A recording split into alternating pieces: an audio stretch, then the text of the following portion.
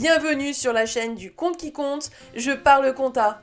Aujourd'hui, nous allons voir la définition de la partie double. Une idée, Amanda? Non, aucune idée. Merci les Amanda. Le principe de la partie double implique que chaque écriture comptable doit être équilibrée ou encore que le total des débits doit être égal au total des crédits. Pour mieux comprendre, revenons à la notion de transaction et de flux, déjà abordée dans la vidéo sur le compte. Une entreprise, dans le cadre de son existence, réalise des transactions avec différents acteurs économiques, ce qui génère des flux.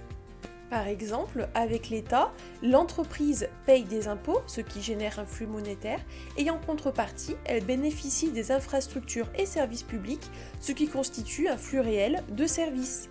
L'entreprise achète des marchandises ou des matières premières ou des services nécessaires à son activité à des fournisseurs, ce qui implique des flux de biens ou de services réels contre un paiement, un flux monétaire. De la même manière, lorsque l'entreprise vend à ses clients ses services ou ses biens, contre bien sûr de l'argent, il y a un échange de flux physiques, réels, marchandises, produits finis, services, contre un flux monétaire. Lorsque l'entreprise engage des salariés, l'entreprise verse des salaires, flux monétaire, contre la force de travail de ses salariés, un flux réel. Au moment de la création de l'entreprise également, ou en cours d'activité, une entreprise peut faire appel à ses associés pour apporter des capitaux, un flux monétaire, et en contrepartie, les associés perçoivent une rémunération sous forme de dividendes qui constitue également un flux monétaire.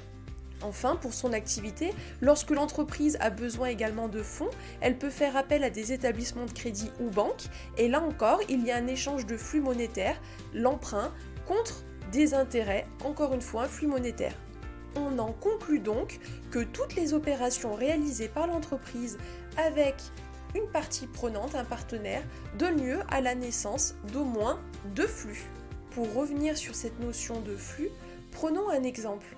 De la même manière qu'un train part d'une ville A pour aller vers une ville B et roule à une certaine vitesse, un flux a une origine, ce qui implique l'enregistrement dans un compte au crédit. Un flux a également une arrivée, sa destination ou son emploi, ce qui implique d'être enregistré dans un compte au débit, et possède une valeur en euros. Prenons un exemple concret. Une entreprise A achète à son fournisseur B des marchandises pour 500 € hors taxe. Elles sont toutes les deux en franchise de TVA. Lors de cette transaction, il y a tout d'abord un flux réel, celui des marchandises qui part de chez le fournisseur pour arriver dans notre entreprise A. Nous ne réglons pas immédiatement notre fournisseur. Nous allons donc constater une dette. L'écriture sera donc la suivante. Je pars de mon fournisseur, compte 401. Ensuite, quel est l'emploi? Il s'agit de la marchandise, compte 607 pour une valeur de 500 €.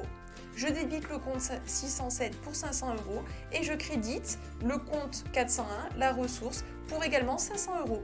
Le principe de la partie double est respecté. Lors du règlement, il y a un flux monétaire cette fois qui part de notre banque le 31 janvier pour aller dans les comptes de notre fournisseur. La dette est donc effacée. L'écriture sera donc la suivante. Je pars de ma ressource, mon compte banque 512 au crédit pour une valeur de 500 € toujours, et je règle la dette de mon fournisseur 401 au débit, la destination ou l'emploi. Là encore, le principe de la partie double est respecté. Enfin, prenons l'exemple où il y aurait de la TVA dans cette opération.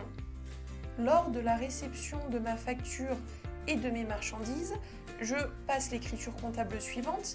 Toujours en ressources, mon fournisseur 401, en débit, mes marchandises 607, mais cette fois-ci, je rajoute un compte qui va constater la créance que je possède sur l'État. En effet, en tant qu'entreprise, je vais payer cette TVA à mon fournisseur, mais ce n'est pas à moi de payer cette TVA, c'est au consommateur final. J'ai donc le droit d'être remboursé par l'État. L'équilibre de la partie double est vérifié puisque l'on a bien 600 € des deux côtés, au débit et au crédit. En conclusion, l'enregistrement de ces flux en comptabilité respecte le principe de la partie double en faisant ressortir l'origine, le crédit, et la destination, le débit, dans les comptes ou postes concernés pour une valeur totale, débit et total crédit, toujours égale. Dans la pratique, les logiciels comptables vérifient à chaque écriture que ce respect de l'équilibre est appliqué. Voilà, tu sais l'essentiel sur la partie double. Si pour toi la compta c'est du chinois, abonne-toi à ma chaîne.